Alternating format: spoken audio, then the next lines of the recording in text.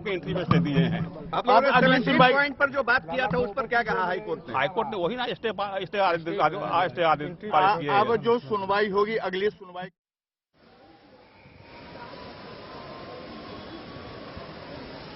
in India, the first Pakistan minister to be in India after 12 whole years. He's reached now, and you can see that he's making his way out of the airport currently. Bilawal Bhutto earlier in a statement put out said that he's looking forward to being a part of the SCO summit. These are the images that we're getting to you right now. Moments after he touched down, he was received, in fact, at the Goa airport by the Joint Secretary of East Asia, who was there to personally welcome Bilawal Bhutto on behalf of the entire country. There's going to be no bilateral, but this itself, the fact that Bilawal Bhutto is currently on Indian soil, speaks volumes really, and could be, many say, perhaps a turning point in India-Pakistan relations. But we will know the real repercussions of this particular visit in the hours to come and tomorrow as well. But the Pakistan Foreign Minister has reached for the SCO meeting, for the SCO summit that will kick off tomorrow. And these are the images that you see on your screens of Bilawal Bhutto, who's reached right now in Goa. He's there in Banolim, which is where, in fact, the SCO summit is happening. All other foreign ministers are also there currently. And the question everyone's asking right now is about whether there will be a bilateral, which as of now, there is no confirmation over. At this point, doesn't look like there's going to be any sort of India-Pakistan sit aside. There's going to be no bilateral really that happens. But the fact that this is the first Pakistan minister to touch down in India after 12 years is significant, symbolic by itself. And the takeaways of the SCO summit is also going to make a big, big difference, is going to be essentially something of a takeaway, a turning point for global relations and for diplomatic ties between India and Pakistan. Yes, there's no bilateral, but the fact that you had a Pakistan minister here in Indian soil itself is in fact going to be hugely significant. All right, so that's the first visual on your screen. Pakistan's Foreign Affairs Minister Bilawal Bhutto Zardari has arrived in Goa. All smiles for now, trying to share and express pleasantries. This is after giving some of the most inappropriate comments on India, on India's Prime Minister. Let's go across to our colleagues as well. Our Managing Editor Gaurav Sawant is joining me. Also, Geeta Mohan, our Foreign Affairs Editor, is on the ground in Goa. Gaurav, first to you, after 12 years, that's a Pakistan minister landing in India. And of course, we are the hosts. We'll treat him well, I'm sure.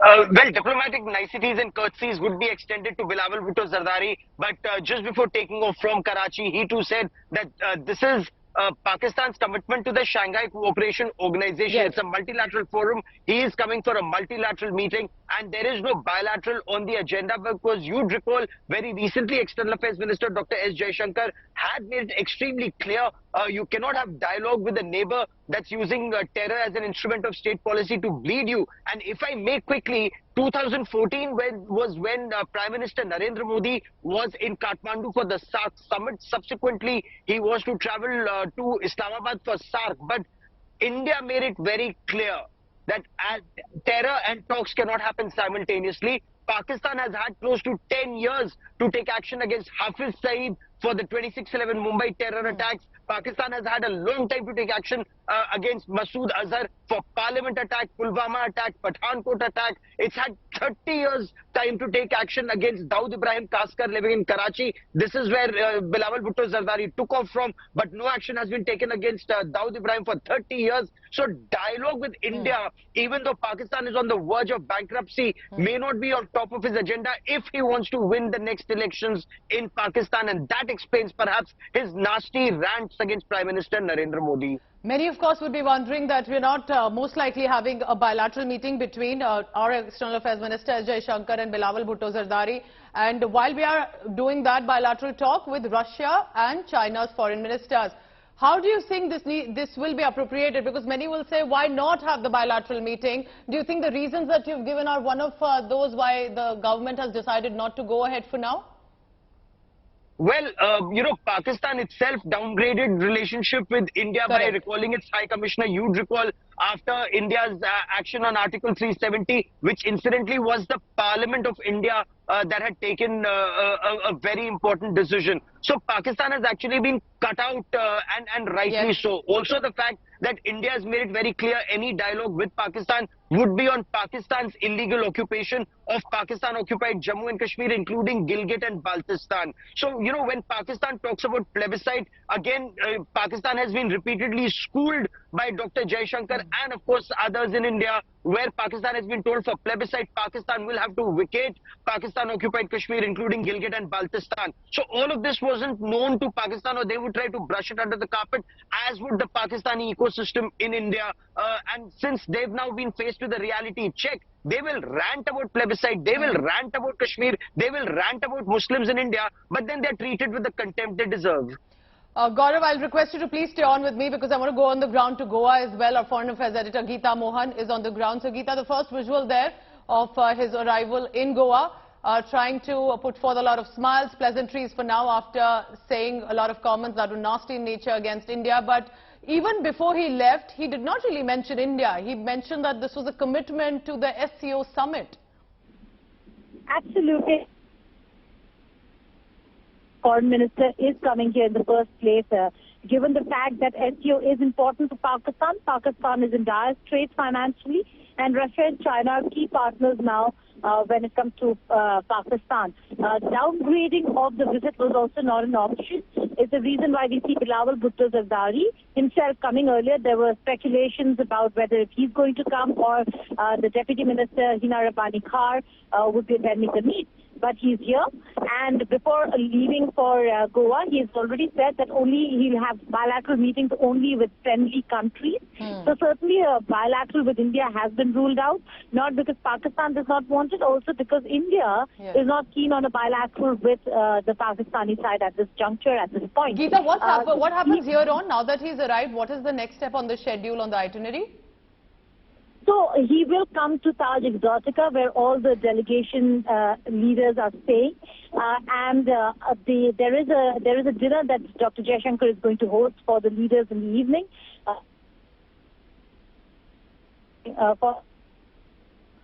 All right, Geeta, I'll just come back to you in just a short while with that network. I understand that you're trying to get us as many reactions as possible. I would like to go across to Gaurav Sawant again.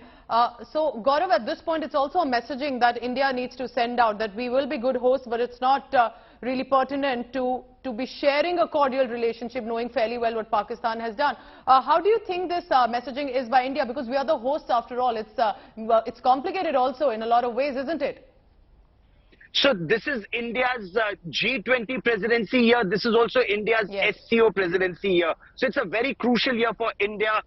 You know, as India comes up in a very big way on the world stage. The world is looking at India. Very powerful people from across the world, powerful economies are in our country. And, you know, perhaps when we listen to the Pakistani media, they are talking about it. Pakistani analysts and political leaders are talking about it. Both the countries became independent around the same time. Pakistan, of course, was sliced away from India. But where India has reached and where Pakistan has been left behind. And why? Because of radical Islamist terror and military regimes. And Pakistanis now acknowledge it. They're actually telling their government, and many analysts are now openly telling their government that, you know, improve ties with India, forget Kashmir, forget terrorism. Terrorism has got Pakistan nothing. But why is Bilawal Bhutto Zardari in India? He isn't in India to improve ties with India because he knows that's political suicide for him if he wants to take on Imran Khan in the next general elections in Pakistan. He is here because he wants Pakistan to have a say on the high table. The summit is in July. The SCO summit is in July. And the groundwork for that summit is done by the foreign ministers in this very crucial meeting that will take place tomorrow and the dinner that takes place today. So he wants Pakistan to have a role in that, and that is why Bilawal Bhutto Zardari himself has come. Somehow, this isn't just about Bilawal Bhutto Zardari as well, because this is also about the family he comes from. His grandfather Zulfikar Ali Bhutto, his mother Benazir Bhutto have openly created and interfered with India's domestic affairs with Kashmir, tried to incite trouble. So it's as much about the family, it's about Pakistan's establishment that he's now a critical part of as well. and God forbid, if he should meet the same fate as his grandfather and his mother. His grandfather, after having lost the 1971 war, signed the similar agreement. And, when he was taking back 93,000 prisoners of war, he said, we will, eat grass and wage a 1,000-year war against India. Well, that's exactly what his grandson is now doing. Pakistan is virtually on the verge of eating grass. They may have an atom bomb, but they have no food to eat. And his grandfather, incidentally, was hanged by the same military establishment that he rode piggyback on. Incidentally, the grandson is riding the same military establishment, riding piggyback on the same military establishment. That those words against India, those words against Prime Minister Narendra Modi were to appease not just the radical Islamists, but also a section in the Pakistan army. Point one. Point two, his mother is known as the mother of Taliban. Benazir Bhutto. It was in her regime that Taliban was encouraged by the Pakistan army. As you would know better, you come from Kashmir, so you would know terrorism in Kashmir actually happened in his mother's regime. Yes, correct. And the fact that it was Benazir Bhutto who said Jag Jag Mo Mo Han Han while sending in terrorists into Jammu and Kashmir. What was the end result? Kashmir is a very strong part of India. Benazir Bhutto was shot dead by terrorists, perhaps sent by the same Pakistan army that she was trying to ride piggyback on. Will he meet the same fate? We do not know. Benazir Bhutto can never be forgotten by the Kashmiris when she was encouraging secession. But it's important perhaps for the family also to remember that India was not their enemy. Their enemy was their own deep state within. And yet the nasty comments continue to come against India. Gaurav, I request you to stay on because these are the first visuals on your screens right now. Bilawal Bhutto Zardari, the young Foreign Affairs Minister of Pakistan, is here. This is the first visit after 2011 by any Pakistan minister. But I want you to listen in to what Bilawal Bhutto Zardari said when he was going to just leave Pakistan, fly into India. This is what he had said. Very interesting. Listen in. मैं गोवा भारत जा रहा हूँ जहाँ मैं पाकिस्तान का delegation को क़यादत कर रहा हूँ to attend the Shanghai cooperation organisations council of foreign ministers. मेरा जाना ये वाज़ेह पैगाम भेजता है कि पाकिस्तान कितना अहमियत ये SCO को देता है और कितना सीरियसली अपना मेंबरशिप को भी लेता है. I am looking forward to engaging bilaterally उन ममालिक के साथ जो इस ऑर्गेनाइजेशन का हिस्सा है. Our Foreign Affairs Editor Geeta Mohan is in Goa right now, where this summit is currently on. So, Geeta, of course, his statement also very clear that they are here because of the SCO summit commitment. There was no mention of India made. But at this point, I can also see a lot of heightened security. I wonder if it was the same with other foreign ministers or with the Pakistan foreign minister. We are ensuring that there is this heightened security. How is the situation at Taj Exotica? What are we looking like? Is there going to be some senior diplomats also who will likely meet the foreign affairs minister? Well, Pooja, the security when it comes to delegations that are arriving is almost similar. Yes. The kind of protocol that has been accorded to each minister is the same. But this is not the leadership summit. So the city has not come to a halt. The city has not been under lockdown. The entire South Goa is still open. The beach is also still open to the public. It's only Taj Exotica which now is off limits, and public cannot, or people who are not part of the delegation are not allowed to enter Taj Exotica, including the media. The media hotel and the media center is very separate. So they will be there for the 1.5 days that they're going to be here for. And Bilawal Bhutto is going to reach the hotel in some time from now. He will hold meetings with his Pakistan High Commission officials and prepare for the meetings that he's going to hold bilaterally or otherwise. There is a very fixed agenda of the SCO. Under the charter of the SCO, bilateral issues cannot be raked.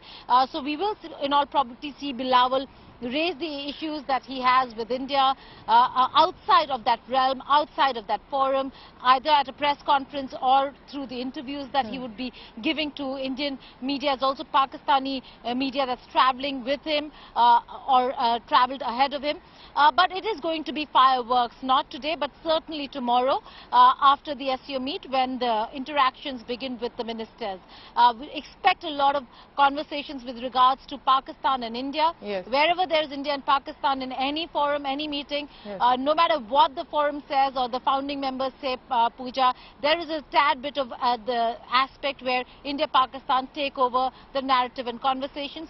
That could happen after the conclusion of the SCO ministerial tomorrow. All right, so stay on with me, Geeta, because this is another visual that has come in of Bilawal Bhutto Zardari alighting in India, landing in Goa here and meeting the senior diplomats and delegation that have, of course, received him at the airport. From there, he's going to head to the Taj Exotica, which of course will be a fortified complex right now. We're talking about Russia's foreign minister, China's foreign minister, and Pakistan's foreign minister there. So this is all, remember, amid with the background of some important international developments taking place, whether it's with regard to India-China issues or the Russia-Ukraine issues as well. But this, remember, is the SCO meeting. It is only going to set the stage for the SCO Leaders Summit, which is in July in New Delhi. So for that, I want to go across to Geeta Mohan for the latest. So Geeta, if there is at all a press conference in which we will expect, and he's likely to rake up the Kashmir issue again, but all of this and this interaction could be very crucial, how it goes, because this is going to set the stage for July's summit as well. Well, it will, but nothing will change on the ground in terms of participation. The decision will have to be of the leadership of that country. Shehbaz Sharif will be invited and has been invited. All the leaders have been invited for the SCO.